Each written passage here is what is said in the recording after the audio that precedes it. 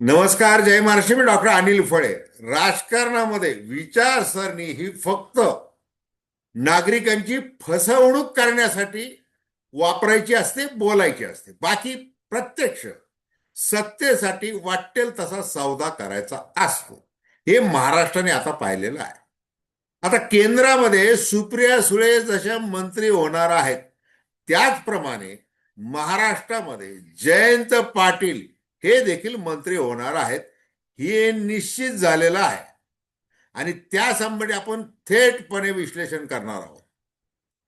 दर्शकांना माझी विनंती की चॅनल सबस्क्राईब करावं, सबस्क्राईबचं बटन दाबावं आणि आपली प्रतिक्रिया बिनधास्तपणे नोंदवावी. हे बघा, प्रशांत जगताप पुण्याचे माजी महापौर, त्याच्यानंतर विधानसभा निवडणूक लढवलेली त्यांनी शरदचंद्र पवार राष्ट्रवादी काँग्रेसच्या वतीने. आता त्यांनी काँग्रेसमध्ये प्रवेश घेतलेला आहे.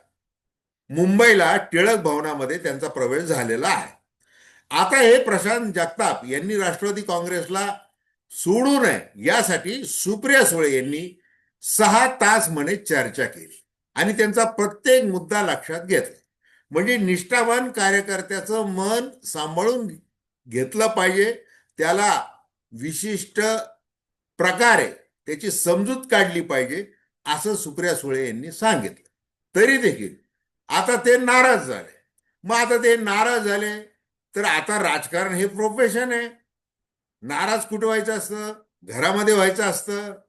जसं आता सुप्रिया सुळे यांच्या भाषेमध्ये सांगायचं तर आता ते असं म्हणाले की समजा आता सुळे नाराज झाले, ते घरात नाराज होणार.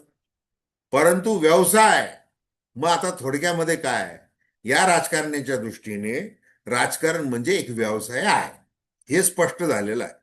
त्याच्यामुळं स्वर्गीय लोकनेते यशवंतराव चव्हाण यांची विचारसरणी, फुले शाहू आंबेडकर यांची विचारसरणी, धर्मनिरपेक्षता वगैरे वगैरे, हे कसं आहे, हे फक्त बोलण्यासाठी प्रचारासाठी वापरायचं असतं. आता अजित पवार घ्या. अजित पवार हे देवेंद्र फडणवीस यांच्या भाषेमध्ये काय, स्ट्रॅटेजिकल पार्टनर आहे, राजकीय अपरिहार्यता म्हणून ते महायुतीमध्ये आम्ही त्यांना घेतलेले असं फडणवीस सांगतात. आता अजित पवार म्हणजे पार्थ पवार त्या प्रकरणाचं ते जे काय अडकलेलं आहे गळ्यामध्ये, काय अशा अनेक गोष्टी अडकलेल्या, त्यासाठी भारतीय जनता पार्टी बरोबर सहयोगी पक्ष म्हणून म्हणा किंवा सत्तेतला भागीदार म्हणून म्हणा जायचं भाग आहे. आणि शेवटी विकास करायचा आहे त्यांना, आणि विकासासाठी कसं आहे, सत्तेमध्ये सहभागी व्हायचंय, ते होतात. आणि मग आता कसं आहे की शरद पवार आणि अजित पवार हे दोघंही एकच आहेत, हे अनेकदा सिद्ध झालेलं आहे आणि त्यांनी ते काही नाकारलेलं नाही. आता पुणे पिंपरी या महानगरपालिकांमध्ये युती आघाडी त्यांची काय व्हायची ती झालेली आहे, ती त्यांनी केलेली आहे. त्यांचं भांडण कुठपर्यंत होतं, ज्या वेळेला सुरुवातीला म्हणजे 2014, त्याच्यानंतर 2019, याच्यामध्ये की आपल्याला भारतीय जनता पार्टी बरोबर जायचंय आणि मग याच्यासाठी एक मध्यस्थाचं एक मोठं आलिशान घर आपल्याला पाहिजे, त्यासाठी घर निवडण्यात आलं होतं, ते गौतम अदानी उद्योजक यांचं. आता गौतम अदानी जे आहेत, पंतप्रधान नरेंद्र मोदी यांचे मित्र आहेत, मुख्यमंत्री देवेंद्र फडणवीस यांचे मित्र आहेत आणि त्याहीपेक्षा ते शरद पवार यांचे घनिष्ठ असे मित्र आहेत. आता उद्या बारामतीला 28 तारखेला एक मोठा कार्यक्रम आहे, AI शरद पवार एक्सलन्स सेंटरचं उद्घाटन गौतम अदानी यांच्या हस्ते होणार आहे. आता तो त्यांचा कार्याचा वगैरे वगैरे तो भाग आहे, पण ते होणार आहे. आणि मग त्यांची ज्या ज्या वेळेला बारामतीला भेट होती, कधी सहकुटुंब होती वगैरे, ते त्याच्यानंतरच राजकारणामध्ये उलथापालथी होत असतात.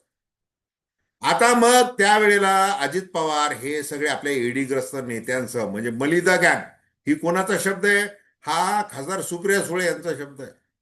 ही मलिदा गँग भारतीय जनता पार्टीमध्ये सामील झाली कारण आईसच्या भीतीमुळे, इन्कम टॅक्स, सीबीआय आणि एन्फोर्समेंट डायरेक्टर या भीतीमुळे ती गेलेली. आता सुप्रिया सुळे देखील मंत्री होणार. त्या का मंत्री होणार, त्याचं कारण असं आहे की शरद पवार एप्रिल 2026 मध्ये राज्यसभेवरून निवृत्त होणार आहे. मग त्यांची प्रायोरिटी काय असणार आहे की सुप्रिया सुळे यांना राष्ट्रीय राजकारणामध्ये सेट कर. आता त्यांनी महाराष्ट्रामध्ये येणं, मग त्यांच्या ताब्यात राष्ट्रवादी देणं वगैरे वगैरे, हे ठीक आहे. लोक बोलतील त्यांना मुख्यमंत्री करायचं आहे आपल्या कन्याला वगैरे, ते काही शक्य नाही. कारण अजित पवार, कारण अजितदादाला मुख्यमंत्री झालेलं पाहिजे असं सुप्रिया सुळे अनेकदा म्हणालेलं आहे. हे असं ते सगळं चाललेलं आहे. म्हणजे बघा डबल ढुलकी कशी आहे. म्हणजे पुणे पिंपरीमध्ये शरदचंद्र पवार राष्ट्रवादी आणि अजित पवार राष्ट्रवादी एकत्र. मुंबईमध्ये काय आहे? जयंत पाटील हे मातोश्रीवर आत्ता जाऊन आले. उद्धव ठाकरे यांच्याबरोबर चर्चा करत आहे की आपल्याला मुंबईमध्ये काय करता नाही, मुंबई महानगरपालिकेमध्ये काय करताय. तिकडं काँग्रेस काय करताय? काँग्रेसनी मुंबईमध्ये स्वबळाची घोषणा करून टाकलेली आहे. अजूनही त्यांची चर्चा सुरू आहे, पण आधी स्वबळाची घोषणा करून टाकली. इकडं पुण्यामध्ये उद्धव बाळासाहेब ठाकरे शिवसेनेबरोबर काँग्रेस लढते. आता अजित पवार काय करतात ते मुंबईमध्ये, त्यांनी आपले ते नबाब मलिक यांना निवडणूक प्रमुख केलेलं आहे, जे भारतीय जनता पार्टीला चालत नाही नबाब मलिक. त्याच्यामुळे तिथं युती नाही असं सांगितलं जात आहे. कारण ते दाऊदची जमीन वगैरे वगैरे काय ते सगळे आरोप झालेले. इकडे सुधाकर बडगुजर नाशिकला ते चालतात, कारण ते सलीम कुत्ता बरोबर चांगलं नाचलेले आहेत, म्हणून त्यांना ते भारतीय जनता पार्टीने थेट पक्षातच घेतलेलं आहे. हे असा सगळा गोंधळ आहे. आणि काय की ही महानगरपालिका निवडणूक एकदाची झाली की मग आपले नव्याने पत्ते पिसायला रिकाम. आणि मग हे कसं सेट झालेलं आहे. आणि हे पहिलं पाऊल आहे दोन्ही राष्ट्रवादींनी एकत्र येणं महानगरपालिकेला. मग पुढं काय करायचंय आणि हे सगळं का घडून येत आहे, शेवटी जाता जाता सांगायचं आहे की भारतीय जनता पार्टीचं जे शीर्षस्थ नेतृत्व मोदी आणि शहा, त्यांना एक टिकू पाहिजे 8 खासदारांचा, जो शरद पवारांकडे आहे. आणि तो टिकू घेण्यासाठी हे सगळं चाललेलं आहे. त्यांनी ती अट टाकलेली की तुम्ही आधी एकत्र या आणि मग एकच, मग घड्याळ कोणाचं तुमचा, तुमचे ती तुतारी कोणाची हे नंतर बघू, हे आधी तुम्ही एकत्र या आणि मग करा. हे या दृष्टीने सगळं राजकारण चाललेलं आहे. आणि जयंत पाटील ज्या पद्धतीने त्यांनी जुलै 2025 मध्ये आपलं प्रदेशाध्यक्षपद सोडलं, त्याच्या आधी आणि त्याच्यानंतर अगदी गुदगुल्यात टीका करतात. ते गुदगुल्या गुदगुल्या करत टीका करतात देवेंद्र फडणवीस, अजित पवार, एकनाथ शिंदे यांच्यावर. आणि त्यांचं कसं मस्त हसत खेळत चाललेलं आहे. आता त्यांनाही मंत्री व्हायचंय. आणि मग सुप्रिया सुळे ज्या वेळेला तिकडे केंद्रात मंत्री होतील, मग अर्थातच दोन्ही राष्ट्रवादी एकत्र होतील, मग जयंत पाटील देखील महाराष्ट्रामध्ये मंत्री होतील असं बोललं जात आहे. आणि त्याच्यावर विश्वास ठेवावा अशा प्रकारचं राजकारण हे सध्या चालू आहे. हेच महाराष्ट्राला दिसतं. तर धन्यवाद. हा व्हिडिओ आपल्याला आवडला असेल अवश्य शेअर करा, सबस्क्राईब करा आणि आपली प्रतिक्रिया बिनधास्तपणे नोंदवा. धन्यवाद.